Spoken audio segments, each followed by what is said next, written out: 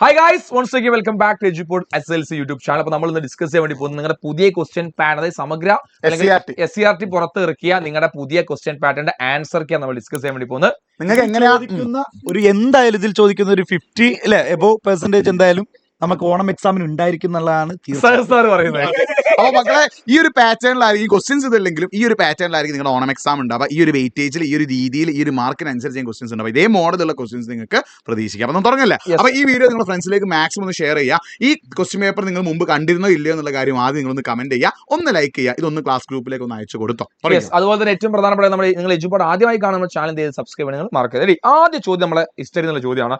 The commercial city in Italy that was A major centre renaissance art which so the significant change in the field of painting and literature. അല്ലേ, painting and ആർക്കിടെക്ചറിൽ വലിയ മാറ്റം കൊണ്ടുവന്ന ഫ്രാൻസിലെ പ്രധാനപ്പെട്ട നഗരം ഏത് എന്നാണ് ചോദ്യം. ഒരുപാട് നഗരങ്ങൾ പേരുണ്ട്. ആ ചാപ്റ്റർ നമ്മൾ തുടക്കത്തിൽ പറയുന്നുണ്ട് ഫ്ലോറൻസ് ആണ് ഇതിനൊക്കെ തുടക്കം കുറിച്ച നഗരം. ഏതാണ്? ഫ്ലോറൻസ്. ഓപ്ഷൻ എ ആണ് ഇതിന്റെ കറക്റ്റ് ആൻസർ. ഉണ്ടോ? ഫ്ലോറൻസ്. റെഡി? അടുത്ത ദിവസത്തിലേക്ക് പോകണം. Okay, find and write the incorrect statement regarding solar radiation. അത് ക്വസ്റ്റ്യൻ ശ്രദ്ധിക്കണം. എന്താണ് ഇൻകറക്റ്റ് ആണ്, തെറ്റായ പ്രസ്താവനയാണ് നമ്മളോട് കണ്ടെത്താൻ പറയുന്നത്. അപ്പൊ 4 ഓപ്ഷൻസ് ഉണ്ട്. ഇത് ഏതാണ് തെറ്റായ പ്രസ്താവന എന്ന് പറയുന്നത്? കറക്റ്റ് നോക്കിക്കോ. അതായത് എന്താണ്? The earth surface is not heated by solar radiation. സൗരവികിരണത്തിലൂടെ ഭൗമോപരിതലം ചൂട് പിടിക്കുന്നില്ല. അത് എന്താണ്? തെറ്റായ പ്രസ്താവനയാണ്. ബാക്കിയൊക്കെ എന്താണ്?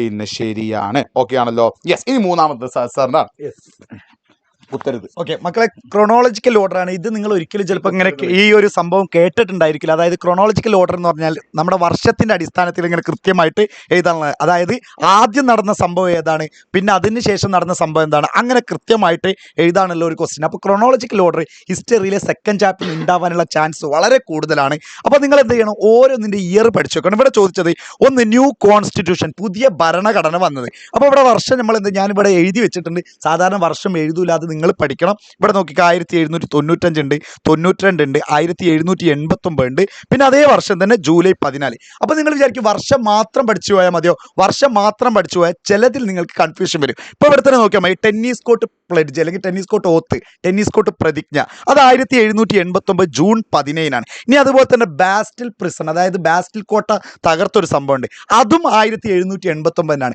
അപ്പം നിങ്ങൾ 2 വർഷം, അതായത് ഒരു വർഷം തന്നെ 2 സംഭവം നടന്നു. അങ്ങനെയാണെങ്കിൽ നിങ്ങൾ ഈ ഡേറ്റ് ആണ് നോക്കേണ്ടത്. അപ്പോൾ എപ്പോഴും ഡേറ്റും കൂടി പഠിച്ചു പോകണം. അപ്പോൾ ഇത് വെച്ചിട്ട് എന്ത് ചെയ്യണം? നിങ്ങൾക്ക് ക്രോണോളജിക്കൽ ഓർഡർ കൃത്യമാക്കുക. അതായത് ഇയർ വെച്ച് നോക്കിയാൽ മതി. ആദ്യം ഏതാ നടന്നത്? 1792. പിന്നെ ഏതാ നടക്കുന്നത്? 90. അതിൻ്റെ മുമ്പ് 789. അതിൽ തന്നെ ജൂൺ 17, അത് കഴിഞ്ഞിട്ട് ജൂലൈ 14, പിന്നെ അതുപോലെ തന്നെ 1795. അങ്ങനെയാണ് ക്രോണോളജിക്കൽ ഓർഡർ നിങ്ങൾ ചെയ്യേണ്ടത്. ഓക്കെ, അതിന്റെ മലയാളം ഇവിടെ ഉണ്ട് കേട്ടോ. ഇതിന് ഡീറ്റെയിൽ ആയിട്ടുള്ള ആൻസർ നമ്മുടെ വാട്സ്ആപ്പ് കമ്മ്യൂണിറ്റി, ഓണം എക്സാമിന് സ്പെഷ്യൽ വാട്സ്ആപ്പ് കമ്മ്യൂണിറ്റി നമ്മൾ അയച്ചു തരും. അപ്പോൾ നിങ്ങൾ ഉടൻ തന്നെ കമന്റ് ബോക്സിൽ പിന്നെ ഇതിലുള്ള Onam exam special WhatsApp community join ചെയ്യാം. Okay, okay. അടുത്ത ക്വസ്റ്റ്യൻ എന്താടാ? Read the given statement and reason the choose correct answer. അതായത് താഴെ നൽകിയിട്ടുള്ള പ്രസ്താവനയും കാരണവും വായിച്ചിട്ട് ശരിയായി തിരഞ്ഞെടുത്തില്ല. എന്താ സ്റ്റേറ്റ്മെന്റ് അഥവാ പ്രസ്താവന എന്ന് പറഞ്ഞാൽ? The ഐസോതെർമ്സ് curve noticeably where the continents and oceans meet. അല്ലേ, അതായത് സമതാപ രേഖകൾ പ്രകടമായി വളയുന്നു എവിടെയാണ്? സമുദ്രങ്ങളും കടലും ചേരുന്നത്. അതിന് കാരണമായിട്ട് പറഞ്ഞാൽ എന്താ? കരയും കടലും വ്യത്യസ്തമായ രീതിയിൽ ചൂട് പിടിക്കുന്നു. അതായത് land and sea heat differently. അപ്പോൾ ഇതിൽ എന്താണ് കറക്റ്റ് എന്നാണ്? 4 ഓപ്ഷൻസ് ഉണ്ട്. എന്താണ്? സ്റ്റേറ്റ്മെന്റും കറക്റ്റ് ആണ്, റീസണും കറക്റ്റ് ആണ്, ഇതിന്റെ പ്രസ്താവനയും കാരണവും ശരിയാണ്. കാരണം എന്താ? സമതാപ രേഖകൾ കടലും കരയും ചെയ്യുന്നത് വളരെയുള്ള കാരണം എന്താ? കടലിലൊരു ടെമ്പറേച്ചർ ആയിരിക്കും, അതിനേക്കാൾ കൂടുതൽ ടെമ്പറേച്ചർ എവിടെ ഉണ്ടാവുക? ലാൻഡിൽ ഉണ്ടാവുക. അപ്പോൾ ഈ ഒരു വ്യത്യാസം കാരണമാണ് എന്ത് ചെയ്യുന്നത്? ഇതിങ്ങനെ മാറുന്നത്. ഇനി വീണ്ടും സാറിലേക്ക് നാലാമാടാ ജോഗ്രഫി. എനിക്ക് അവസരമില്ലേ. അപ്പോൾ നമുക്ക് അഞ്ചാമത്തെ ക്വസ്റ്റ്യൻ ആണ്. അഞ്ചാമത്തെ ക്വസ്റ്റ്യൻ നോക്കിക്കേ. നമ്മുടെ 4ാമത്തെ ചാപ്റ്റർ എന്നാണ് ചോദിച്ചുള്ളത്. അതായത് ജോഗ്രഫിയിലെ 4ാമത്തെ ചാപ്റ്റർ. അതിൽ നമ്മൾ പഠിച്ചിട്ടുണ്ടായിരുന്നു യൂട്ടിലിറ്റി പഠിച്ചിട്ടുണ്ട്, അതുപോലെ തന്നെ ടോട്ടൽ യൂട്ടിലിറ്റി പഠിച്ചിട്ടുണ്ട്, പിന്നെ അതുപോലെ തന്നെ മാർജിനൽ യൂട്ടിലിറ്റി, അതായത് ഉപയുക്ത, അതുപോലെ തന്നെ മൊത്തം ഉപയുക്ത, സീമാന്ത ഉപയുക്ത. അത് പഠിച്ചു കഴിഞ്ഞ ഉടനെ തന്നെ നമുക്കൊരു ടേബിളൊക്കെ തരുന്ന ഒരു ഭാഗം ഉണ്ടായിരിക്കും, ടേബിൾ ഗ്രാഫൊക്കെ തരുന്ന ഭാഗം. അവിടുന്ന് ഒരു ക്വസ്റ്റ്യൻ തന്നിട്ടുണ്ട്. അതായത് കാർഡിനൽ യൂട്ടിലിറ്റി തിയറി, അതായത് ഉപയുക്ത വാദങ്ങൾ എന്ന് പറഞ്ഞിട്ടുള്ള ഒരു തിയറി ഉണ്ട്. ആ തിയറിയുടെ അസംഷൻസ് ആണ് ഇവിടെ കൊടുത്തിട്ടുള്ളത്. ഇതിൽ ഏതാണ് കറക്റ്റ് ആയിട്ടുള്ള അല്ലെങ്കിൽ ഏതാണെന്നുള്ളതാണ് നോക്കുന്നത്, ഐഡന്റിഫൈ ചെയ്യാൻ പറഞ്ഞിട്ടുണ്ട്. ഒന്നാമത്തെ statement, all product must be of the same quality. അതുപോലെ തന്നെ കൺസ്യൂമർ ഇൻകം ആൻഡ് ടേസ്റ്റ് എന്ത് ചെയ്യാൻ പാടില്ല?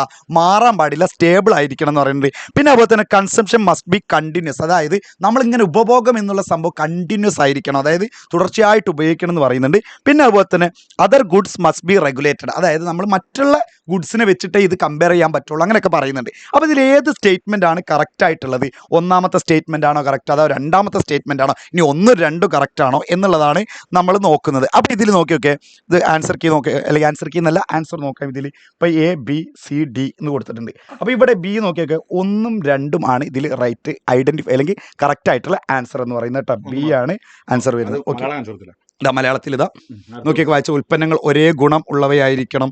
പിന്നെ അതുപോലെ തന്നെ ഉപഭോക്താവിൻ്റെ വരുമാനം, അഭിരുചി, അവിടെ ടേസ്റ്റ് എന്ന് കൊടുത്തുന്ന അഭിരുചിയാണ് കേട്ടോ, വെറും മറ്റേ ടേസ്റ്റാണ് ഉദ്ദേശിക്കരുത്. പിന്നെ അതുപോലെ തന്നെ ഉപഭോഗം തുടർച്ചയുള്ളതായിരിക്കണം, മറ്റ് സാധനങ്ങളുടെ ഉപഭോഗം നിജപ്പെടുത്തിയിരിക്കണം. അപ്പോൾ നിങ്ങൾ വിചാരിക്കും ആ ഒരു ടോപ്പിക് മക്കൾ ഇതിൽ നല്ലൊരു കൺഫ്യൂഷൻ വരാനുണ്ട്. കാരണം ആ ഒരു ടോപ്പിക് പഠിക്കുമ്പോൾ ഈ 4 ഓപ്ഷനും അതിലുണ്ട്, ആ ടോപ്പിക്കിലുണ്ട് നിങ്ങൾ പഠിക്കുമ്പോൾ. അപ്പോൾ നിങ്ങൾ മനസ്സിലാക്കേണ്ട സംഭവങ്ങൾ ഈ അസംഷൻസ് എന്ന് ഉദ്ദേശിക്കുന്ന അനുമാനങ്ങളാണ്. അതിൽ തന്നെ ലിമിറ്റേഷൻസും പറയുന്നുണ്ട്. അപ്പോൾ ഇതിൽ ആ 2 എണ്ണമാണ്, അതായത് നമ്മൾ പറഞ്ഞ 1ഉം 2ഉം ഇതെന്താണ്, അസംഷൻസ് ആണ്, അതായത് അനുമാനങ്ങളാണ് കേട്ടോ. മറക്കരുത് മക്കളെ, അസംഷൻസ്.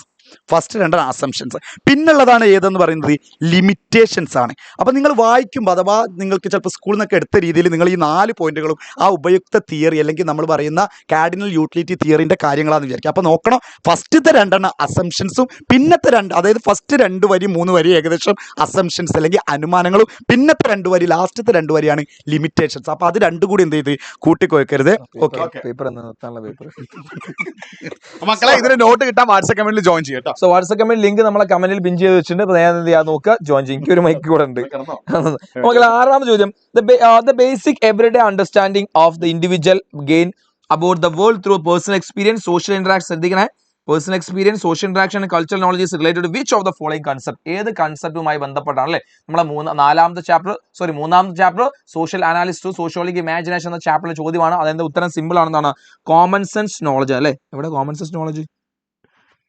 അതിന്റെ കൂടെ ഓക്കെ, ഓപ്ഷൻ ഡി ആട്ടോ. ഓപ്ഷൻ ഡി നമ്മൾ ഇതിനെ മലയാളത്തിൽ എന്താ വിളിക്കുക, സാമാന്യ ബോധ ജ്ഞാനം എന്ന് വിളിക്കുക. അതാണ് കറക്റ്റ് ആൻസർ. റെഡി, അടുത്ത ക്വസ്റ്റ്യൻ വീണ്ടും നമ്മൾ എന്താണ്, ഒരു മാത്സ് ഫോളോയിങ്. നമ്മൾ ഇത്രയും കാലം കണ്ട ഒരു മാത്സ് ഫോളോയിങ് അല്ല, പുതിയ ക്വസ്റ്റ്യൻ പാറ്റേണിലെ മാത്സ് ഫോളോയിങ്. അപ്പോൾ ഈ രീതിയിലാണ് ഉണ്ടായിരിക്കും. എന്താണ് ഇവിടെ ചോദിച്ചത്, റിനൈസൻസ് പെയിന്റിംഗ്, നവോത്ഥാന കാലഘട്ടത്തിലെ ചിത്രം പെയിന്റിങ്സുമായി ബന്ധപ്പെട്ട ഒരു കാര്യമാണ്.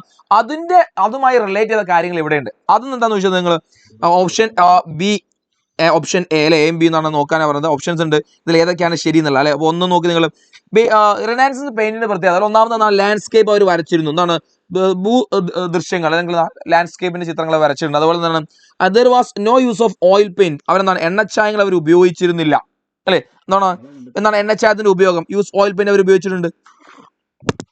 അതുപോലെ എന്താ പിന്നെ ജലഛായ ചിത്രങ്ങൾ, വാട്ടർ കളേഴ്സ് ഉണ്ടായിരുന്നു, വാട്ടർ കളേഴ്സ് അവിടെ ഉണ്ടായിരുന്നില്ല അല്ലെ. പിന്നെ എന്താ ഉണ്ടായിരുന്നത്, പിന്നെ വർണ്ണങ്ങൾ കൊണ്ട് പ്രകാശത്തെയും അകലത്തെയും അവർ എന്താണ് dipping light distance through the colours. ഇതൊക്കെ നമ്മൾ കൃത്യമായിട്ട് അതാണ് ടെക്സ്റ്റ് ബുക്ക് കൊടുത്ത പോയിന്റാ, അല്ലാതെ വേറെ ഒന്നും എടുത്തോന്നല്ല, കറക്റ്റ് പോയിന്റ് ടെക്സ്റ്റ് ബുക്ക് കൊടുത്താൽ അല്ലെ. അപ്പൊ ആൻസർ ഏതാ, 1ഉം 3ഉം 5ഉം.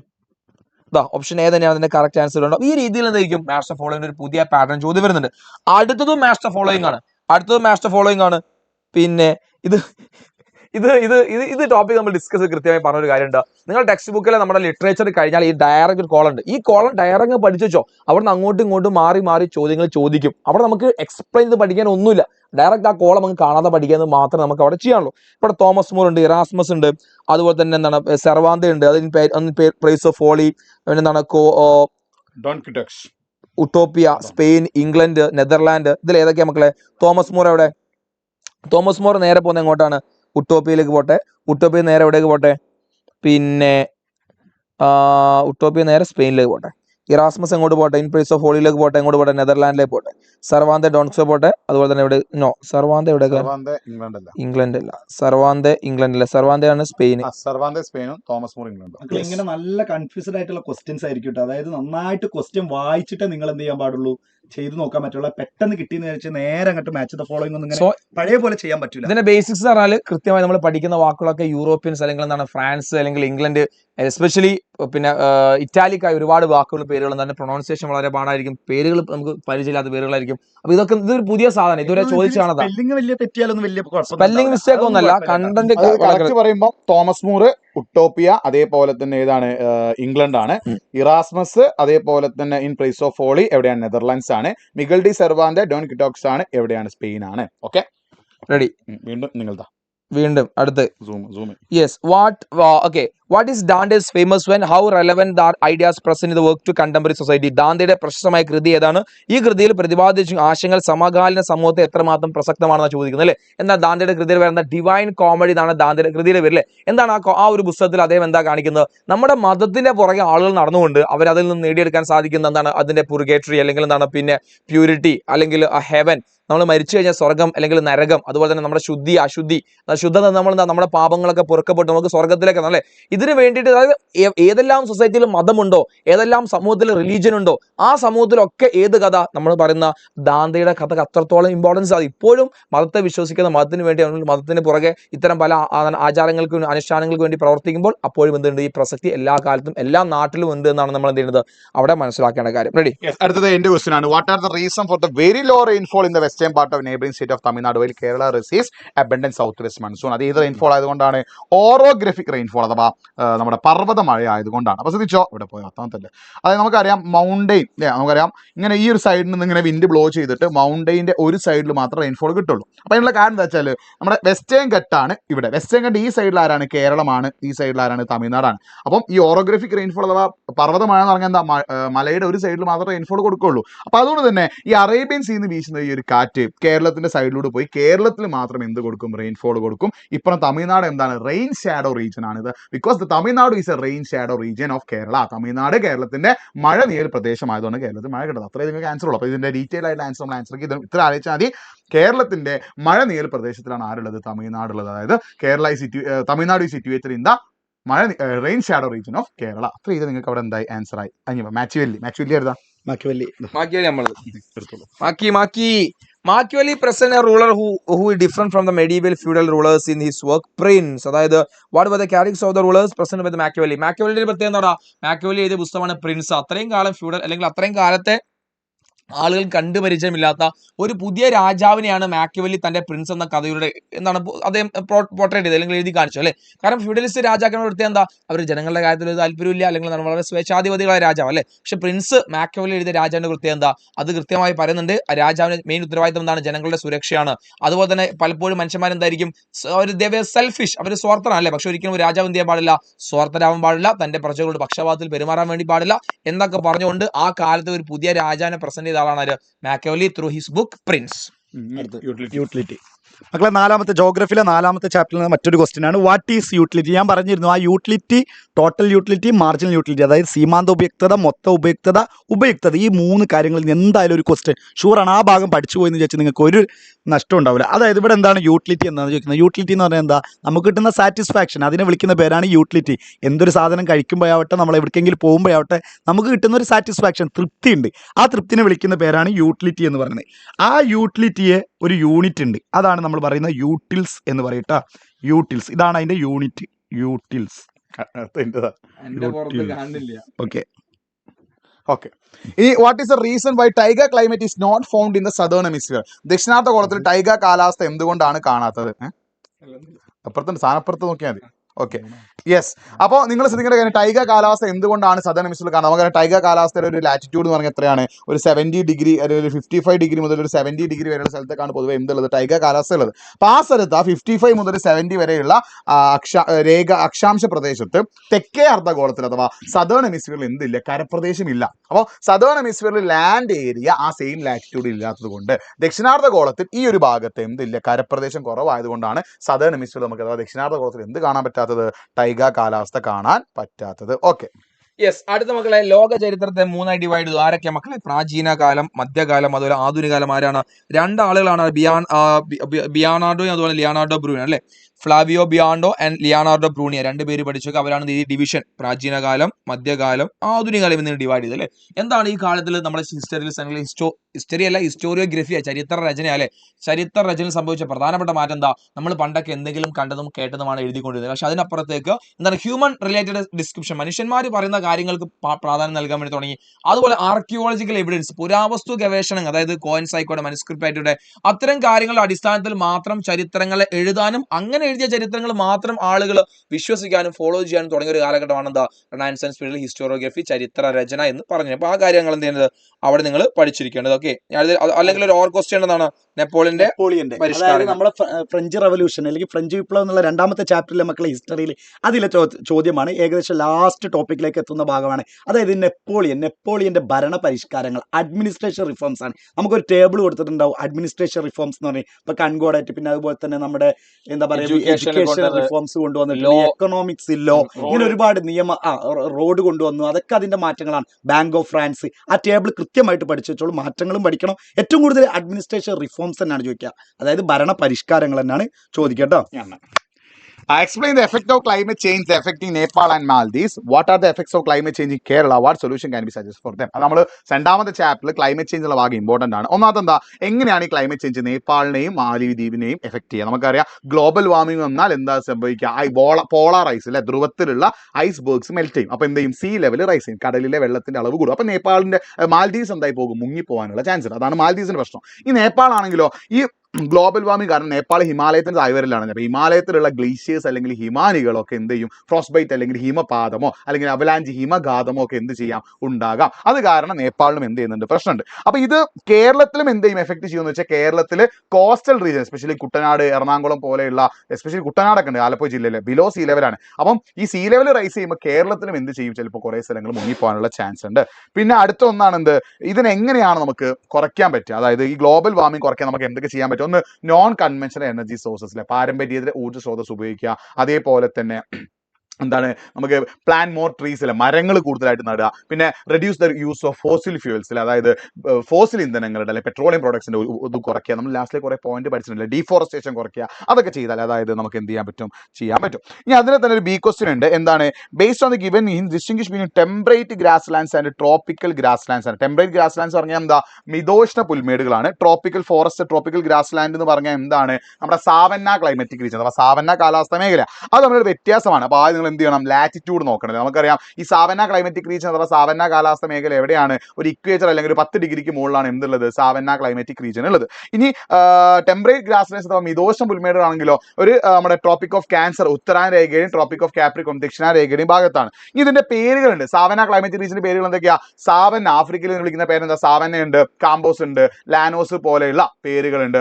ഇനി പിന്നെ നമ്മൾ ടെമ്പറേറ്റ് ഗ്രാസ് ലാൻഡ്സ് മിതോഷ്ണ പുൽമേട് പേര് നോക്കുകയാണെങ്കിലോ സ്റ്റെപ്പ് ഉണ്ട്, പ്രയറീസ് ഉണ്ട്, ഡൗൺസ് ഉണ്ട്, വെൽഡ് ഉണ്ട്. ആ പേരുകൾ നിങ്ങൾ എന്ത് ചെയ്യുക? പഠിച്ചു വെക്കുക. ഇവിടുത്തെ വെതർ അഥവാ കാലാവസ്ഥ എങ്ങനെയാണ്? നമുക്കറിയാം സാവന്ന ക്ലൈമറ്റിക് റീജിയനിൽ എന്താണ് കുറെ കൂടി ചൂട് കൂടുതൽ, പക്ഷേ ടെമ്പറേറ്റ് ഗ്രാസ് ലാൻഡ്സിൽ എന്താ ഒരു മിതമായ കാലാവസ്ഥയാണ്. ഇതിനൊക്കെ ഡീറ്റെയിൽ ആയിട്ടുള്ള കാര്യങ്ങൾ നമ്മൾ കറക്റ്റ് ലൈവിൽ ഡിസ്കസ് ചെയ്തിട്ടുണ്ട്. അപ്പോൾ ഇത് പഠിച്ചു വെക്കണം. ഈ ഗ്രാസ് ലാൻഡ്സ് അഥവാ സാവന്ന ക്ലൈമറ്റിക് റീജിയൻ, സാവന്ന കാലാവസ്ഥ മേഖലയും ടെമ്പറേറ്റ് ഗ്രാസ് ലാൻഡ്സ് അഥവാ മിതോഷ്ണ മേഖലയും നിർബന്ധമായിട്ടും എന്ത് ചെയ്യാം? പഠിച്ചു വെക്കണം. ഓക്കെ ആണല്ലോ. അടുത്ത് ഫ്രഞ്ച് വിപ്ലവത്തിൽ സ്ത്രീകൾ വഹിച്ച പങ്ക് അതെന്തായാലും ഒരു ക്വസ്റ്റ്യൻ ഉണ്ടാവും. ഫ്രഞ്ച് റിവല്യൂഷനിലെ സ്ത്രീകളുടെ അപ്പോൾ അതിൽ പഠിച്ചു വെക്കേണ്ട 2 പേരുകളുണ്ട്, ഒളിംദേ ഗുഷും പിന്നെ അതുപോലെ തന്നെ മാഡം യാങ് റോളൻഡ് എന്ന്. അത് പ്രൊണൗൺസിയേഷൻ നിങ്ങൾ ഇംഗ്ലീഷിൽ വായിക്കുമ്പോൾ വേറെ പലതും തോന്നും, പക്ഷെ ഇങ്ങനെയാണത്. ഫ്രഞ്ച് ആയതുകൊണ്ടാണ് മാഡം യാങ് റോളൻഡ് ഒളിംദേ ഗുഷ് എന്നുള്ളതാണ്. അപ്പോൾ ആ ഒളിംദേ ഗുഷാണ് സ്ത്രീകൾക്ക് വേണ്ടിയിട്ട് എന്താണ് ഒരുപാട് റൈറ്റ്സ് ഉണ്ട്, പുരുഷന്മാർക്കുള്ള പോലെ തന്നെ സ്ത്രീകൾക്കും റൈറ്റ്സ് വേണം എന്നൊക്കെ വാദിച്ച വ്യക്തിയാണ്. പിന്നെ സ്വത്തവകാശം പിന്നെ അതുപോലെ തന്നെ ഡിവോഴ്സ്, അതായത് നമ്മളെ ഈ വിവാഹമോചനമൊക്കെ വാദിച്ച ആളാണ് മാഡം യാങ് റോളൻഡ്. അപ്പോൾ മനസ്സിലാക്കേണ്ടത് ഒളിംദേ ഗുഷിൻ്റെ ഒരു ബുക്ക് ഉണ്ട്, ആ റൈറ്റ്സ് ഒക്കെ പറയുന്ന ഒരു ബുക്ക് ഉണ്ട്. ആ ബുക്കിന്റെ പേര് ഓർത്തു വെക്കണം. പിന്നെ അതുപോലെ തന്നെ എന്തിനു വേണ്ടിയിട്ടാണ് ആർഗ്യൂ ചെയ്തത്, എന്തിനു വേണ്ടിയിട്ടാണ് വാദിച്ചത് എന്നുള്ളത്. പിന്നെ മാഡം യാങ് റോളൻഡ് മാത്രമല്ല, അപ്പോൾ ആ 2 സ്ത്രീകളുടെ മാത്രമല്ല അവരെന്ത് ചെയ്ത് ചൂലും വാളും കുന്തം വീട്ടുപകരണങ്ങളൊക്കെ എടുത്തിട്ട് വേഴ്സായി പാലസിലേക്ക് എന്ത് ചെയ്തിട്ടുണ്ട്? ഈ ഭക്ഷ്യക്ഷാമ ഫുഡ് ഷോർട്ടേജ് വന്നപ്പോൾ യെസ് വി വാണ്ട് ബ്രെഡ് എന്ന് പറഞ്ഞിട്ട് സ്ത്രീകൾ എന്ത് ചെയ്തിട്ടുണ്ട്? നടത്തിയിട്ടുണ്ട്. റൂസോയുടെ ചിന്തകൾ ഫ്രഞ്ച് വിപ്ലവത്തിന് പ്രചോദനമായത് എങ്ങനെ?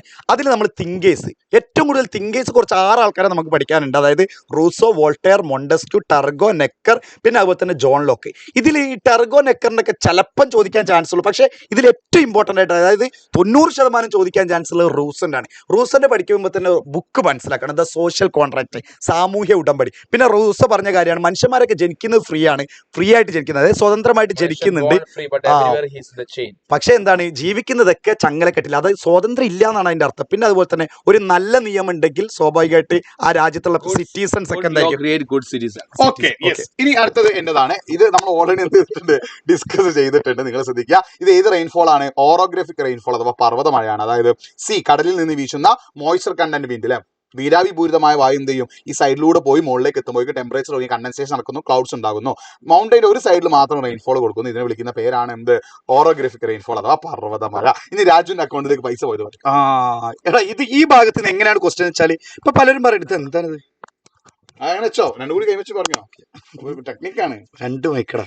ഓക്കെ, അപ്പൊ മക്കളെ ഇത് നോക്കണേ, ഇതിലെ രാജുവിന്റെ മൊബൈൽ. ഓക്കെ, 18-ാമത്തെ കേട്ടോ. അതായത് രാജു എന്ത് ചെയ്തിട്ടുണ്ട്, ഒരു ലിങ്കിൽ ക്ലിക്ക് ചെയ്ത്, നമ്മളൊക്കെ പറയാറുണ്ട് നമ്മളെ ഫോണിലൊക്കെ എന്താ ഒരു ലിങ്ക് വരും, ലിങ്ക് വന്നിട്ട് ഇതിൽ ക്ലിക്ക് ചെയ്യൂ, നിങ്ങൾക്ക് ഇത് ഓഫർ ഉണ്ട് അത് ഓഫർ ഉണ്ട് എന്നൊക്കെ പറയും. അതേപോലെ രാജു, എന്റെ ഫ്രണ്ടാണ് രാജു എന്ത് ചെയ്തിട്ടുണ്ട്, ഒരു ലിങ്കിൽ, വ്യാജ ലിങ്കിൽ ക്ലിക്ക് ചെയ്ത് കഴിഞ്ഞപ്പോൾ ബാങ്ക് അക്കൗണ്ടിൽ എല്ലാ പൈസ ക്ലോന്ന് പറഞ്ഞ് പോയി, പൈസ പോയി. അങ്ങനെ പൈസ പോയപ്പോൾ എന്താണ് ഇവിടെ സംഭവിച്ചത്, നമുക്ക് എന്തൊക്കെ പരിഹാരങ്ങൾ കാണിക്കാൻ പറ്റും, അതിൽ നമുക്ക് ആ ചാപ്റ്ററിൽ ലാസ്റ്റ് ഭാഗത്തേക്ക് വരുമ്പോൾ ഒരുപാട് കബളിപ്പിക്കപ്പെടൽ, ഫ്രോഡുകൾ പറയുന്നുണ്ട്. ഇപ്പോൾ ഓൺലൈൻ രീതിയിൽ നമ്മളെ കബളിപ്പിക്കപ്പെടുന്നുണ്ട്, എഡ്യൂക്കേഷൻ സെക്ടറിൽ, ഹെൽത്ത് സെക്ടറിൽ, ജോബ് തരാം എന്ന് പറഞ്ഞിട്ട് ബാങ്കിങ് സെക്ടറിൽ. അപ്പോൾ അതിൽ ഏതെങ്കിലും ഒരു ക്വസ്റ്റ്യൻ നിങ്ങൾക്ക് ഉണ്ടാവും. ഇവിടെ ചോദിച്ചത് എന്താണ്, ഓൺലൈൻ വഴിയാണ്, അതായത് ലിങ്ക് ക്ലിക്ക് ചെയ്ത് കഴിഞ്ഞാൽ പൈസ പോയതാണ്. അപ്പോൾ ഓൺലൈൻ വഴി നമുക്ക് എന്ത് സംഭവിച്ചു കഴിഞ്ഞാൽ എന്തൊക്കെ ചെയ്യേണ്ടതെന്നുള്ള പരിഹാര മാർഗ്ഗങ്ങളുണ്ട്. മക്കളെ ഇവിടെ ഓൺലൈനാണ് ചോദിച്ചെങ്കിൽ ചിലപ്പോൾ ജോബ് തന്നിട്ട് പറ്റിച്ചവരുണ്ടായിരിക്കും, അല്ലെങ്കിൽ എഡ്യൂക്കേഷൻ സെക്ടറിൽ പറ്റിച്ചവരുണ്ടാവും. അപ്പോൾ അതൊക്കെ എന്ത് ചെയ്യണം, നിങ്ങൾ നോക്കണം. ആ 5 എണ്ണത്തിൽ ഏതെങ്കിലും ഒരെണ്ണം ചോദിക്കും. ബാങ്കിൽ പോവാം, ഓംബുഡ്സ്മാനെ കാണാം, അത് ബാങ്ക് മാനേജർ ചെയ്യാം, അല്ലെങ്കിൽ ഏറ്റവും പ്രധാന സൈബർ സെല്ലിൽ എന്ത് ചെയ്യാം, കംപ്ലൈന്റ് കൊടുക്കാം. പിന്നെ എല്ലാത്തിലും ഒരു പോലീസ്, നിങ്ങൾ എപ്പോഴും ആ ഒരു സൈബർ സെൽ എല്ലാത്തിലും എഴുതി വെക്കാം, നോ പ്രോബ്ലം. അതെ, പിന്നെ പോലീസിന്റെ കാര്യമൊക്കെ നോട്ട് ചെയ്ത് വെക്കാം. ഇതൊരു അടുത്ത കഥ നമ്മള് ഏത് ചാപ്റ്ററാടാ? പിന്നെ നമ്മുടെ സോഷ്യൽ അനാലിസിസ്, സോഷ്യോളജിക്കൽ ഇമാജിനേഷൻ എന്നാണ്. അപ്പൊ ഇവിടെ മനസ്സിലാക്കേണ്ട, ഈ കഥ വായിക്കാന്ന് പറഞ്ഞാൽ എന്താണ്, നമ്മൾ രാകേഷ് എന്നാണ്, നല്ല ഡ്രൈവർ അല്ലെ, രാകേഷ് തിരക്കെ റോഡിൽ പോകുന്നു, പെട്ടെന്ന് ഒരു ആക്സിഡന്റ് സംഭവിക്കുന്നു. അങ്ങനെ ആൾക്കാരെന്ത് മനസ്സിലാക്കാണ്, രാകേഷോടെ ശ്രദ്ധയോടെ വണ്ടി ഓടിച്ചില്ല, പക്ഷെ അവിടെ ആക്സിഡന്റ് കാരണം രാകേഷിന്റെ അശ്രദ്ധയല്ല, റോഡ് ഭയങ്കര റോഡിൽ ഇഷ്ടംപോലെ വണ്ടിയുണ്ട്, എന്നാൽ റോഡിലെ തിരക്കാണ് രാകേഷിന്റെ എന്താണ് പറയുന്ന അപകടത്തിന്റെ കാരണം ആളുകൾ തിരിച്ചറിയുന്നുണ്ടെങ്കിൽ ആ രീതിയിൽ ആളുകളെ ചിന്തിക്കാൻ പ്രേരിപ്പിക്കുന്നതിന് വിളിക്കുന്ന പേരെന്ത്, ആ ഒരു സ്കില്ലിന്റെ പേരെന്ത്, ആ സ്കില്ലാണ് സോഷ്യോളജിക്കൽ ഇമാജിനേഷൻ അല്ലെ. അപ്പൊ സോഷ്യോളജിക്കൽ ഇമാജിനേഷൻ എന്താ അതിന്റെ പ്രത്യേകത, ആരത് കൊണ്ടുവന്ന്? സോഷ്യോളജിക്കൽ ഇമാജിനേഷൻ 1959 ആരാ? ചാൾസ് റൈറ്റ്സ് മിൽസ് ആണ് കൊണ്ടുവന്നത്. അദ്ദേഹം ഒരു എന്താണ് അമേരിക്കൻ സോഷ്യോളജിസ്റ്റ് ആണ്. എന്താണ് സോഷ്യോളജിക്കൽ ഇമാജിനേഷൻ നമ്മളെ സഹായിക്കുന്നത്, അതായത് വ്യക്തിപരമായ പ്രശ്നങ്ങളുടെ പുറകിൽ എന്തെല്ലാം സാമൂഹ്യ ഘടകങ്ങൾ, സോഷ്യൽ ഫാക്ടേഴ്സ് എത്രത്തോളം ഓരോ പേഴ്സണൽ പ്രോബ്ലത്തിന്റെ പുറകിലുണ്ട് എന്നതിനെ പറ്റി നമുക്ക് മനസ്സിലാക്കാൻ സഹായിക്കുന്ന ഒരു സ്കില്ലാണ് എന്താ സോഷ്യോളജിക്കൽ ഇമാജിനേഷൻ. ഒരു ചിന്താ രീതിയാണ് സമൂഹത്തിലെ പല കാര്യങ്ങളെയും നമ്മൾ നോക്കിക്കാണുന്ന പെർസ്പെക്റ്റീവ്, നമ്മളൊരു വിഷയത്തെ നോക്കിക്കാണുന്ന രീതിയാണ് എന്താ ഈ സോഷ്യോളജിക്കൽ ഇമാജിനേഷൻ. ആരാ കൊണ്ടുവന്ന്? Charles Wrights Mills. അദ്ദേഹം ഒരു അമേരിക്കൻ സോഷ്യോളജിസ്റ്റ് ആണ്. പഠിച്ചു വെക്കുക. റെഡി? അടുത്ത ഓറഞ്ചിനാണ്. ഓൾറെഡി ടെക്സ്റ്റ് ബുക്കിൽ ഉള്ള ഒരു ടേബിൾ ആണ്. അപ്പൊ ഇത് ഏറ്റവും സിമ്പിൾ ക്വസ്റ്റൻ ആണ്, 4 മാർക്ക്. പക്ഷേ ഈ ടേബിളും ഗ്രാഫും കാണുമ്പോൾ നിങ്ങൾ വിചാരിക്കുക അയ്യോ ക്വസ്റ്റ്യൻ ഇതെന്ന്. ആദ്യം ക്വസ്റ്റ്യൻ വായിച്ചു നോക്കിക്കേ, ഒരു ഓറഞ്ച് കഴിച്ചപ്പോൾ അതിന്റെ ടോട്ടൽ യൂട്ടിലിറ്റി 20. ഇതിങ്ങനെ വെറുതെ ടേബിൾ ആദ്യം നോക്കി വെക്കാം, വേറെ ഒന്നും നോക്കണം. എന്നിട്ട് ഇതിന്റെ ഓരോ ക്വസ്റ്റ്യൻസ് എടുത്ത് നോക്കിയൊക്കെ, അതായത് write the characteristics of total utility and utility when ഇവിടെ സ്വാഭാവികമായിട്ട് മാർജിനൽ യൂട്ടിലിറ്റി എന്നാണ് വരല്, മാർജിനൽ എന്നാണ് വരല്. അതായത് സവിശേഷതകൾ പറയാണ് എന്തായിരിക്കും, സെയിം ആയിരിക്കും. ഒന്നാമത്തെ ഓറഞ്ച് അയക്കുമ്പോൾ മൊത്തം യൂട്ടിലിറ്റി, അതായത് ടോട്ടൽ യൂട്ടിലിറ്റിയെ നോക്കിയൊക്കെ 20, ഇവിടെ എന്താണ് 20 എന്താണ്, എന്തെങ്കിലും മാറ്റം ഉണ്ടോ? ഒരു മാറ്റം ഇല്ല, സെയിം ആയിരിക്കും. അതന്നെയാണ്, അത്ര പറയാനുള്ളൂ. അല്ല ഇത് എന്തൊക്കെയോ വേറെ എന്തൊക്കെയോ സംഭവം എന്നല്ല. ഇനി find the characteristics of marginal utility from the table. എന്തായിരിക്കും മക്കളെ? സ്വാഭാവികമായിട്ട് അതായത് ടോട്ടൽ യൂട്ടിലിറ്റി ഇങ്ങനെ കൂടി വരുമ്പോൾ സ്വാഭാവികമായിട്ട് നമ്മുടെ മാർജിനൽ യൂട്ടിലിറ്റി എന്ത് ചെയ്യുന്നുണ്ട്, കുറഞ്ഞ് ഇങ്ങനെ വരുന്നുണ്ട്. എന്താ ഈ മാർജിനൽ യൂട്ടിലിറ്റി എന്ന് പറയുമ്പോൾ, നമുക്കൊരു ഓറഞ്ച് കഴിക്കുമ്പോൾ വീണ്ടും ഒരു ഓറഞ്ച് കഴിക്കുമ്പോൾ നമുക്ക് ഇഷ്ടം ഇല്ല, വേണ്ട, പിന്നെ ഒരു ഓറഞ്ച് കഴിക്കുമ്പോൾ വേണ്ട, പിന്നെ ഒരു ഓറഞ്ച് കഴിക്കുമ്പോൾ തീരെ വേണ്ട. അതായത് സാറ്റിസ്ഫാക്ഷൻ ഇങ്ങനെ കുറഞ്ഞു വരല്ലേ. ഇവിടെ ശ്രദ്ധിച്ചൊക്കെ ടോട്ടൽ യൂട്ടിലിറ്റി അല്ലെങ്കിൽ നമ്മൾ പറയുന്ന മാർജിനൽ യൂട്ടിലിറ്റി, സീമാന്ത യൂട്ടിലിറ്റി കുറഞ്ഞ് മൈനസിലേക്ക് എത്തി. ഈ ലാസ്റ്റ് ക്വസ്റ്റ്യൻ എനിക്ക് തോന്നുന്നു 2ാം ക്ലാസ്സിലെ കുട്ടികളോട് ചോദിക്കാൻ പറ്റിയാണ്. അതായത് അതായത് എത്രാമത്തെ ഓറഞ്ച് കഴിക്കുമ്പോഴാണ് ഇവിടെ മാർജിനൽ യൂട്ടിലിറ്റി നെഗറ്റീവായി തുടങ്ങുന്നതാണ്. ഇവിടെ നോക്കിയൊക്കെ 10 നെഗറ്റീവ് ആണോ, 4 നെഗറ്റീവ് ആണോ, 0 നെഗറ്റീവ് ആണോ? പക്ഷെ നെഗറ്റീവ് സ്റ്റാർട്ട് ചെയ്ത് എവിടുന്നാണ്? -3 എന്നാണ്. അപ്പൊ എത്രാമത്തെ ഓറഞ്ച് കഴിക്കുമ്പോഴാണ്? 7ാമത്തെ ഓറഞ്ച് കഴിക്കുമ്പോഴാണ് ഒരു കുട്ടിക്ക് എന്ത് ചെയ്യുന്നുണ്ട്, കുട്ടി നല്ല ഒരു വ്യക്തിക്ക് -3 വന്നത്. അത്രേ ഉള്ളൂ പഠിക്കാൻ. അതുകൊണ്ട് ഇതൊക്കെ ഫുഡ് പോയിസൺ എന്താ ചെയ്യേണ്ടത്, അപ്പൊ എന്തൊക്കെ കാര്യങ്ങൾ ശ്രദ്ധിക്കേണ്ടത്? അല്ല ഉപഭോക്താവ് എന്തൊക്കെ പ്രോഡക്ട്സിലെ സാധനം വാങ്ങുമ്പോൾ ക്വാളിറ്റി നോക്കണം, അതിന്റെ മാനുഫാക്ചറിംഗ് ഡേറ്റും എക്സ്പയറി ഡേറ്റും നോക്കണം. ഇങ്ങനെ ചിന്തിച്ചാൽ മതി. അതായത് നിങ്ങൾ ഒരു സാധനം വാങ്ങുമ്പോൾ, ബ്രെഡ് ഒക്കെ വാങ്ങുമ്പോൾ നമ്മളെ വീട്ടുകാർ പറയാറുണ്ട്, ബ്രെഡ് ഒക്കെ വാങ്ങുമ്പോൾ പ്രത്യേകം വേറെ എടുക്കുക അപ്പൊ ഒരു സ്മെല്ല് വരും. നല്ലതാണെങ്കിൽ പൂപ്പുണ്ട് അപ്പം മണം കിട്ടും. അപ്പൊ ഇതിൽ നിങ്ങൾ ശ്രദ്ധിക്കുന്നത് മാനുഫാക്ചറിംഗ് ഡേറ്റ് നോക്കണം, എക്സ്പയറി ഡേറ്റ് നോക്കണം, ക്വാളിറ്റി നോക്കണം, വെയിറ്റ് നോക്കണം, അതിന്റെ ബാക്കി കാര്യങ്ങളൊക്കെ നോക്കണം. ആ FSSAIന്റെ സിമ്പിൾ ഉണ്ട് നോക്കാം. ഇനി വീണ്ടോ അത് നിങ്ങളതാ ടഫാ. അല്ല നിങ്ങൾ പാടാണ്. What is the name given to the effort made by the Catholic Church to reform itself following the Reformation? പ്രശ്നങ്ങൾ ഒന്നുമില്ലേ. Understand the social depth in a feature of the social concept, explain the feature of socio-legal concept in term flexibility based on gender status. And understanding social depth is a feature of socio-legal concept. സാമൂഹ്യ പ്രശ്നങ്ങളെ ആഴത്തിൽ മനസ്സിലാക്കാന്നാണ് sociological ഇമാജിനേഷന്റെ ഒരു എന്താണ് ഒരു സവിശേഷതയാണ്. ഇവിടെ ചോദ്യം ഉണ്ട്, എന്താണ് ജെൻഡർ ബേസ്, നമ്മുടെ ലിംഗാടിസ്ഥാനത്തിൽ എന്താണ്, പിന്നെന്താണ് ലിംഗപതി അടിസ്ഥാനപ്പെടുത്തിയുള്ള വഴക്കത്തിന്റെ അടിസ്ഥാന സമൂഹ സങ്കല്പത്തെ വിശദീകരിക്കുക. അതായത് നമ്മൾ കൃത്യമായി നമ്മുടെ ചാപ്റ്റർ പഠിക്കുന്നത് മീര എന്നല്ല പ്രിയ എന്ത് ചെയ്യുന്നുണ്ട്, ഒരു ജോലിക്ക് വേണ്ടി നഗരത്തിൽ വരുന്നു. അവിടെ എന്ത് ചെയ്യുന്നുണ്ട്, ജോലി കിട്ടുന്നില്ല. ഒരുപാട് കഷ്ടപ്പെട്ട് ജോലി കിട്ടിയ ശേഷം ജോലി നഷ്ടപ്പെട്ടു. പ്രിയ എന്ത് ചെയ്യാണ്, പ്രിയ എന്നല്ല പേര്, പ്രിയ പിന്നെ ലേബർ ഓഫീസിൽ പരാതി പറയാൻ പോലെ. പക്ഷെ അവിടെ വെച്ച് അവൾ മനസ്സിലാക്കുന്ന ഒരു കാര്യമുണ്ട്, എന്തൊക്കെയാണ് സ്ത്രീകൾക്ക് ജോലി ലഭിക്കാതിരിക്കാൻ കാരണം. അല്ലെങ്കിൽ സ്ത്രീകളുടെ അവൾ മനസ്സിലാക്കുന്ന അതല്ല, അത് ക്രിട്ടിക്കൽ തിങ്കിങ് അല്ലെ. നേരെ മറിച്ച് ഒരു ടാബിൾ ഉണ്ട്, സ്ത്രീകളുടെ എത്രത്തോളമാണ് സ്ത്രീകളുടെ പാർട്ടിസിപ്പേഷൻ കുറയാനുള്ള കാരണം. അതായത് ജോലിയിൽ അല്ലെ, പുരുഷന്മാരുടെ സ്ത്രീകൾ നോക്കുക, സ്ത്രീകൾ വളരെ താഴോട്ട് അല്ലെ. അപ്പൊ അവിടെ നമ്മൾ പറഞ്ഞൊരു കാര്യം, ലിംഗത്തിന്റെ അടിസ്ഥാനത്തിൽ, അതായത് ലിംഗം എന്ന് പറഞ്ഞാൽ സ്ത്രീയും പുരുഷനും ഇതിന്റെ വേർതിരിവിന്റെ അടിസ്ഥാനത്തിൽ പലപ്പോഴും സ്ത്രീകൾക്ക് എന്ത് ചെയ്യണം, വേണ്ട രീതിയിലുള്ള പരിഗണന ലഭിക്കാറില്ല. പല കാരണങ്ങളും പലപ്പോഴും എന്താണ് ജെൻഡർ ബേസിൽ ഒരു അസംഷൻ ആളുകൾ പറയുന്ന വാക്കെന്താ, പുരുഷന്മാരാണ് വീട്ടിലേക്കുള്ള ഏണിങ്സ് കൊണ്ടുവരേണ്ടത്, സ്ത്രീകൾ എപ്പോഴും വീട്ടിലിരുന്നാൽ മതി. അതുപോലെ തന്നെ പല സൊസൈറ്റിയിലും സ്ത്രീകൾക്ക് എഡ്യൂക്കേഷൻ കിട്ടുന്നില്ല. ഇതൊക്കെ എന്ത് ചെയ്യുന്നുണ്ട്, ലിംഗത്തിന്റെ അടിസ്ഥാനത്തിലുള്ള വേറെ പലപ്പോഴും സ്ത്രീകൾ എന്ത് ചെയ്യുന്നുണ്ട്, അവിടെ എന്താണ് ജോലി വർക്ക് ഷെയർ കുറയുന്നതിന് കാരണമാണ് അല്ലെ. നേരെ മറിച്ച് നമ്മൾ സോഷ്യോളജിക്കൽ ഇമാജിനേഷൻ ചിന്തിക്കാൻ മാത്രമേ ഈ രീതിയിലുള്ള കൺസെപ്റ്റ് നമുക്ക് എത്തുള്ളൂ. നേരെ മറിച്ച് കോമൺ സെൻസ് നോളജ് നമ്മൾ എന്താ പറയാ, സ്ത്രീകളെ കൊണ്ട് വലിയ കഴിവൊന്നുമില്ല, അവർക്ക് അത് ജോലി ചെയ്യാൻ പുരുഷന്മാർ ഏറ്റവും നല്ലത് നമ്മൾ വെറുതെ ചിന്തിക്കും അല്ലെ. അപ്പൊ ആ രീതിയിലേക്ക് ചിന്തിക്കാൻ എന്ത് ചെയ്യണം, നമ്മൾ ഈ സോഷ്യോളജിക്കൽ ഇമാജിനേഷൻ നമ്മളെ ഹെൽപ്പ് ചെയ്യുന്നത് അല്ലേ. അത് രണ്ടാമത് എന്താ, what is the name given the effort made by the Catholic Church to reform itself following the Reformation, analyze these change with brought about the Catholic Church. അതായത് പ്രൊട്ടസ്റ്റന്റ് റിഫോർമേഷൻ, മാർട്ടിൻ ലൂതർ തുടക്കം കുറിച്ച Protestant റിഫോർമേഷന് ശേഷം they started reform themselves. അവർ സ്വയം reform ചെയ്യാൻ വേണ്ടി തീരുമാനിച്ചു. അതിനെ വിളിക്കുന്നവരാണ് counter reformation, അല്ലെങ്കിൽ എന്താ, പ്രതിമത നവീകരണം അല്ലെ. അതിന്റെ ഭാഗമായി എടുത്ത പ്രധാന തീരുമാനം എന്താ, number 1 the sale of intelligence ban ചെയ്തു. പാപമോചന പത്രത്തിന്റെ വിൽപ്പന അവർ ബാൻ ചെയ്തു. അതുപോലെ തന്നെ എന്താണ്, ഒരു ലിസ്റ്റ് പബ്ലിഷ് ചെയ്തു. അതായത് വിശ്വാസികൾക്ക് വായിക്കാൻ പാടില്ലാത്ത പുസ്തകങ്ങളുടെ ലിസ്റ്റ്, അതിന് വിളിക്കുന്ന ഇൻഡെക്സ് എന്ന് പറയുന്ന ലിസ്റ്റ് പ്രഖ്യാപിച്ചു. അതുപോലെ തന്നെ എന്താണ്, മതക്കോടതികൾ അതെന്ത് ചെയ്തു, അത് പുനഃസ്ഥാപിക്കപ്പെട്ടു അല്ലെ. അത് കൃത്യമായി എന്ത് ചെയ്യുക, അതിന്റെ ഭാഗമായിട്ടുള്ള കാര്യമായി നോട്ട് ചെയ്തേക്കാം. ഞാനത്തെ മൺസൂൺ. ഓക്കെ, ക്വസ്റ്റ്യൻ എന്താണ് മൺസൂൺ കാറ്റ്? അതായത് ഇവിടെ ക്വസ്റ്റ്യൻ ഉണ്ടോ, കാറ്റിന്റെ കാലികമായ ദിശാവ്യതിയാനമാണ് മൺസൂൺ. അപ്പൊ എന്താണ് മൺസൂണിന്റെ ദിശാവ്യതിയാനം എന്നാണ് ചോദ്യം. അപ്പൊ നിങ്ങൾ ശ്രദ്ധിക്കുന്ന കാര്യം എന്താ, മൺസൂൺ എന്ന് പറഞ്ഞാൽ എന്താണ്, it's an example for periodic wind അല്ലെ. അതായത് കാലിക വാദങ്ങൾക്കുള്ള ഉദാഹരണമാണ് എന്ത്, മൺസൂൺ വിൻഡ്. അതാണ് നിങ്ങൾ ആദ്യം പോയിന്റ് ചെയ്യുന്നത് കേട്ടോ. അടുത്ത നിങ്ങൾ ഇതന്നെ എന്താ, ഈ ക്വസ്റ്റ്യൻ നിങ്ങൾ വലുതാണെങ്കിൽ ഇതിന്റെ ആൻസർ വളരെ സിമ്പിൾ ആണ്. എന്താ ക്വസ്റ്റ്യൻ പറഞ്ഞത്, a monsoon wind seasonal change in direction of the wind is explain the direction of monsoon by making a sense of the name അല്ലെ. മൺസൂൺ വിൻഡിന്റെ ദിശ മാറുന്നുണ്ടോ, അപ്പൊ നിങ്ങൾ യെസ് മാറുന്നുണ്ട്. ഈ ചേഞ്ചസ് എങ്ങനെ മാറുന്നത്, during June to August, June മുതൽ ഓഗസ്റ്റ് ഉള്ള സമയത്ത് സൗത്ത് വെസ്റ്റ് ഡയറക്ഷനിലും ഒക്ടോബർ നവംബറിൽ ഏതാണ് നോർത്ത് ഈസ്റ്റ് ഡയറക്ഷനിലുമാണ് എന്ത് ചെയ്യുന്നത്, ഇത് മാറുന്നത്. ഓക്കെ, ആ ഒരു രീതിയിൽ എന്ത് ചെയ്യുക, രണ്ട് ഡയറക്ഷനിലാണ് എന്ത് ചെയ്ത് മാറുന്നുള്ള കാര്യങ്ങൾ. അതായത് ജൂൺ മുതൽ ഓഗസ്റ്റ് വരെ സൗത്ത് വെസ്റ്റിലും ഒക്ടോബർ നവംബറിൽ നോർത്ത് ഈസ്റ്റ് അഥവാ വടക്ക് കിഴക്കാണ്. അപ്പൊ ആ കാര്യങ്ങളാണ് നമ്മൾ ആൻസർ ആയിട്ട് എഴുതേണ്ടത്. അതെന്താ, ഭൂമുഖത്ത് അതായത് മനുഷ്യ ജീവിതത്തിലും സസ്യജാലങ്ങൾക്ക് കാലാവസ്ഥ സ്വാധീനിക്കുന്നത്. എങ്ങനെയാണ് സ്വാധീനിക്കുന്നത് നമുക്കറിയാം. നമ്മൾ സെക്കൻഡ് ചാപ്റ്ററിൽ 8 ക്ലൈമറ്റിക് റീജിയൻ, 8 കാലാവസ്ഥാ മേഖലകളെ കുറിച്ച് പഠിക്കുന്നുണ്ട്. ഓരോ കാലാവസ്ഥാ മേഖലയിലും ഓരോ തരത്തിലുള്ള ജോലിയാണ് ആളുകൾ ചെയ്യുന്നത്. അവരുടെ ജോബ് ഡിഫറെന്റ് ആണ്, അവിടെ കാണുന്ന മരങ്ങൾ ഡിഫറെന്റ് ആണ്, അവിടെ കാണുന്ന മൃഗങ്ങൾ ഡിഫറെന്റ് ആണ്. ഇത് ഡിഫറെന്റ് ആവാനുള്ള കാരണം എന്താണ്, എന്തുകൊണ്ട് നിങ്ങൾ ചേഞ്ച് ആയി മാറുന്നത്, ഓരോ ഏരിയയിലും ക്ലൈമറ്റ് അഥവാ ഓരോ മേഖലയിലും കാലാവസ്ഥ വ്യത്യസ്തമാണ്. അപ്പോൾ ക്ലൈമറ്റ് അഥവാ കാലാവസ്ഥ മാറുന്നതനുസരിച്ച് അവിടെയുള്ള ആളുകൾ ജോബും കാര്യങ്ങളൊക്കെ മാറും. പിന്നെ അടുത്തത് മാപ്പാണ്. മാപ്പ് വളരെ വളരെ ഇമ്പോർട്ടൻറ്റ്, സിമ്പിൾ മാപ്പാണ് ചോദിക്കുക. Sahara, Kalahari, Atacama, Arabian desert ആണ് നിങ്ങളോട് എന്ത് ചോദിച്ചത്, എക്സാമിന് ചോദിച്ചിട്ടുള്ളത് കേട്ടോ. ഇത് നിങ്ങൾ എന്ത് ചെയ്യണം, വളരെ വളരെ മനസ്സിലാക്കി വെക്കുക. ഇതാണ് സഹാറ. പോയി ഈ ഏത് മാർക്ക് ചെയ്താണ് എന്ത്, സഹാറ. ശ്രദ്ധിക്കണം, നിങ്ങൾ ശ്രദ്ധിക്കുക, ഏത് മാർക്ക് ചെയ്താണ് എന്ത്, സഹാറ എന്ന് പറയുന്നത്. അറ്റക്കാമ എവിടെയാണ്, സൗത്ത് അമേരിക്കയിൽ. ശ്രദ്ധിക്കണേ, ഈ അറ്റക്കാമ എന്ന് പറഞ്ഞാൽ എന്താ, സി ഏതാണ്, അറ്റക്കാമയാണ്. ഇതാണ് എന്ത്, കലഹാരി. ശ്രദ്ധിക്കണേ, ഇതാണ് ബി വരുന്നത്.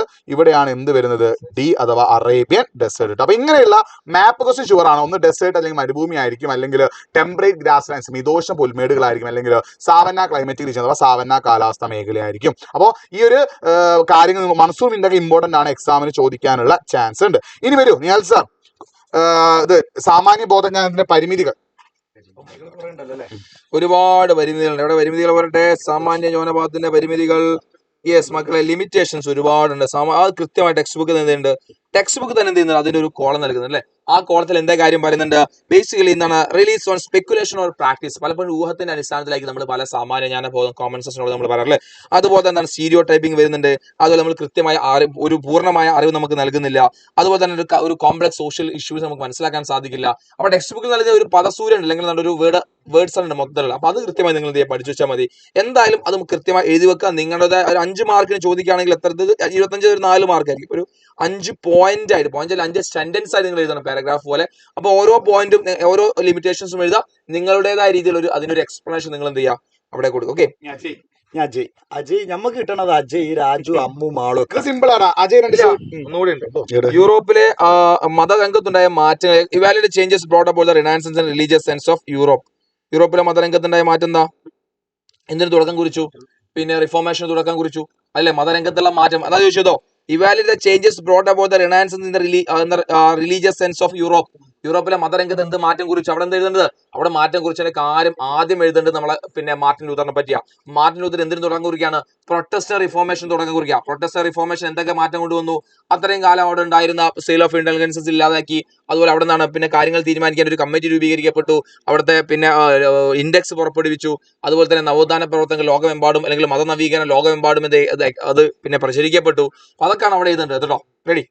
ഇനി തുണിക്കടയിൽ അതായത് അജയ് പോയി കഴിഞ്ഞപ്പോൾ ആ ഷർട്ട് എന്ത് വാങ്ങി. പക്ഷെ വാങ്ങിയ ഇത് എന്തായിരുന്നു, സ്വാഭാവികമായിട്ട് 2 ആഴ്ചനുള്ളിൽ ഇതിന് കേടുപാട് പറ്റി. നമുക്കൊക്കെ സംഭവിക്കുന്ന പോലെ ഷർട്ട് കളർ പോയി എന്ന് വിചാരിക്കുക. അങ്ങനെ ഷർട്ട് കളർ പോയപ്പോൾ അയാൾ പരിഹാരത്തിന് പോയപ്പോൾ ഷോപ്പിൽ പോയപ്പോഴൊന്നും ഒരു ഇതുണ്ടായില്ല. ആദ്യം പരിഹാരത്തിനായിട്ട് എവിടെ സമീപിക്കേണ്ടതെന്നാണ് ചോദിക്കുന്നത്. അതായത് നമ്മൾ നോർമലി ഷോപ്പിൽ പോയി കഴിഞ്ഞതാ ഈ ഷർട്ട് തന്നെ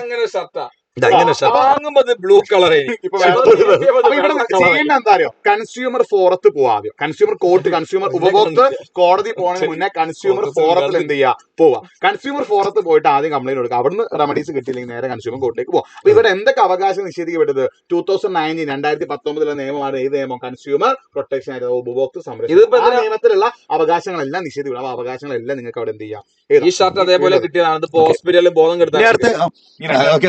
അടുത്ത ഫ്രഞ്ച് ദേശീയ സഭ സാമൂഹിക സാമ്പത്തിക രംഗത്ത് നടപ്പിലാക്കിയ പരിഷ്കാരങ്ങൾ എന്തൊക്കെയാണെന്നാണ് ചോദിക്കുന്നത്. മക്കളെ പരിഷ്കാരങ്ങൾ എന്തൊക്കെയാണെന്ന് വെച്ച് കഴിഞ്ഞാൽ എന്ത് ചെയ്തു, പഴയ ലോ ഒക്കെ ഒഴിവാക്കി. പിന്നെ അതുപോലെ തന്നെ പഴയ കുറേ വേണ്ടാത്ത ലോകളൊക്കെ ഉണ്ടായിട്ടില്ല, നിയമങ്ങൾ, അത് ഒഴിവാക്കി. പിന്നെ പുതിയ പേപ്പർ കറൻസി ഇറക്കി, അസൈനാറ്റ് എന്ന പേരിൽ പുതിയ പേപ്പർ കറൻസി ഇറക്കി. പിന്നെ അതുപോലെ തന്നെ നമ്മുടെ ഈ മതരംഗത്തുണ്ടായിരുന്ന കുറേ ആൾക്കാർ പിന്നെ എന്തായിരുന്നു, ഒരു യൂണിഫൈഡ് കോൺസ്റ്റിറ്റ്യൂഷൻ, ഏകീകൃത ഭരണഘടന കൊണ്ടുവന്നു. പിന്നെ അതുപോലെ തന്നെ വെയിറ്റ് മെഷർ, അതായത് അളവ് തൂക്കം എന്ത് ചെയ്തു, ഒരു ഏകീകൃതമാക്കി മാറ്റി. പിന്നെ അതുപോലെ തന്നെ അതന്നെ ഈ പുരോഹിതന്മാരുടെ മേലുണ്ടാക്കിയ കുറേ സംഭവങ്ങളൊക്കെ കൺട്രോൾ കൊണ്ടുവന്നു എന്നൊക്കെ വേണമെങ്കിൽ പറയാം. മധ്യവർഗത്തിന്റെ മിഡിൽ ക്ലാസിന്റെ ഗ്രോത്ത് എങ്ങനെയാണ് നമ്മുടെ ഫ്രഞ്ച് വിപ്ലവത്തിന് കാരണമായിരുന്നത്. അപ്പൊ ആരാണ് ഈ മിഡിൽ ക്ലാസ് എന്ന് വിചാരിക്കുക. അതായത് ഈ ഡോക്ടർമാർ, അതുപോലെ തന്നെ ടീച്ചേഴ്സ്, ലോയർ, ഇവരൊക്കെ മിഡിൽ ക്ലാസ്സിൽപ്പെട്ട ആൾക്കാരാണ്. അപ്പൊ മിഡിൽ ക്ലാസ് എന്ന് പറഞ്ഞാൽ എഡ്യൂക്കേറ്റഡ് ആയിട്ടുള്ള ആൾക്കാരാണ്. പക്ഷെ എക്കണോമിക്കലും അടിപൊളിയാണ്, സമ്പന്നതയിൽ ഒന്നാമതാണ്. പക്ഷെ എന്തുകൊണ്ടാണ് ഇവർ ഈ വിപ്ലവത്തിലേക്ക് വരാനുള്ള കാരണം എന്ന് വെച്ച് കഴിഞ്ഞാൽ അവിടെ അഗ്രികൾച്ചർ സെക്ടർ, അതായത് കാർഷിക ഭാഗങ്ങളും അതുപോലെ തന്നെ നമ്മൾ പറയുന്ന ഈ ഇൻഡസ്ട്രിയൽ സെക്ടറൊക്കെ അടിപൊളിയായി കഴിഞ്ഞപ്പോൾ സ്വാഭാവികമായിട്ട് അവിടെ വന്ന പുരോഗതി കാരണം അവിടെ സിറ്റികളൊക്കെ ഉയർന്നു വന്നു, പുതിയ സിറ്റികൾ വന്നു.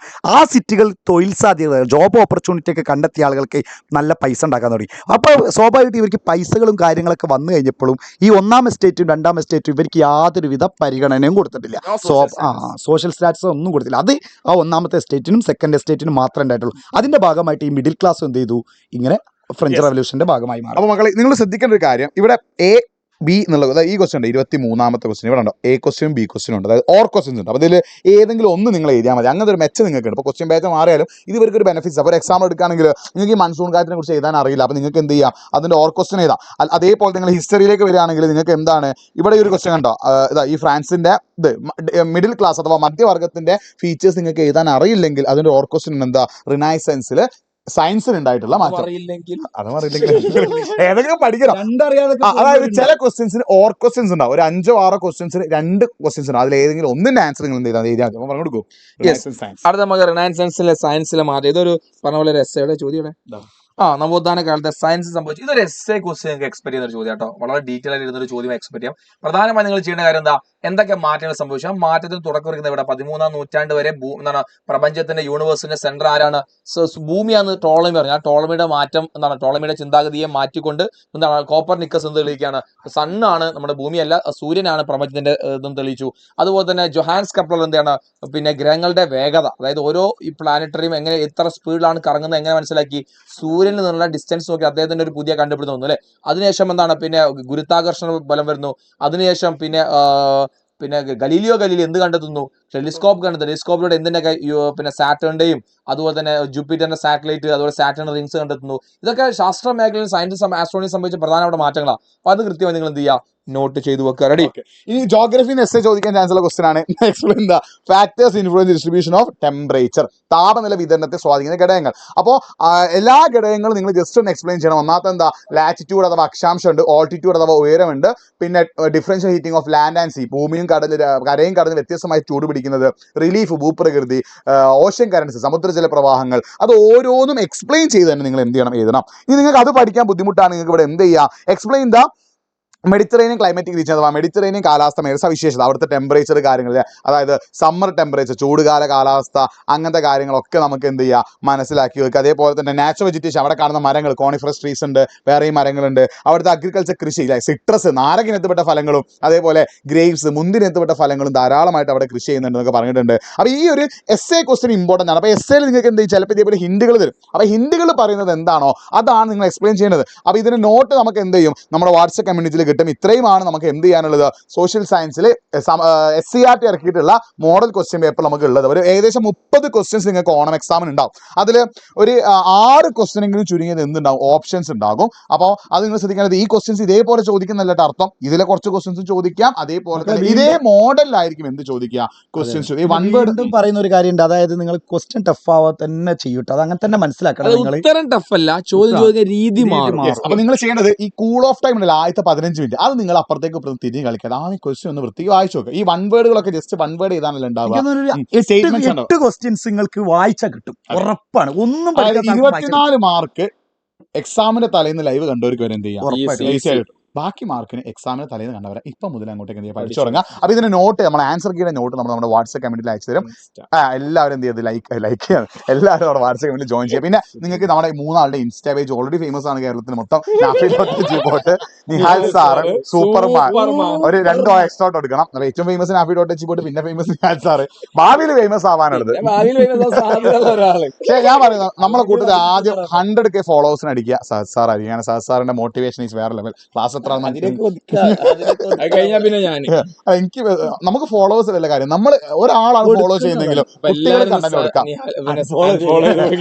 നാഫി.ജിബോട്ട് ഫോളോ ചെയ്ത് അങ്ങനെ അപ്ഡേറ്റ്സ് ഒക്കെ കിട്ടലുള്ളൂ. നിഹാൽ സാറ്, സൂപ്പർ മാച്ച് ഒന്ന് ഫോളോ ചെയ്യുക. നമ്മുടെ ഇൻസ്റ്റാഗ്രാം ചാനൽ ഉണ്ട്, അതിൽ നമ്മൾ ലിങ്കുകളും കാര്യങ്ങളും അയച്ചാലും. സഹദ് സാർക്ക് ചാനൽ വന്നിട്ടില്ല, അപ്പൊ നമുക്ക് 2ാം ചാനൽ ഉണ്ട്, അതിൽ എന്ത് ചെയ്യുക, ജോയിൻ ചെയ്യുക. ഓക്കെ, അപ്പൊ മക്കളെ നന്നായിട്ട് ഉഷാറാക്കുക. നോട്ട് നിങ്ങൾക്ക് വാട്സ്ആപ്പ് കമ്മ്യൂണിറ്റി കിട്ടും. ഓൾ ദ ബെസ്റ്റ്, എല്ലാവരും ഉഷാറായിട്ട് പഠിക്കുക. All the best. Map sure ആണ്, നമ്മൾ വീഡിയോ സെപ്പറേറ്റ് ചെയ്യും. ബൈ മക്കളെ, ബൈ, താങ്ക് യു.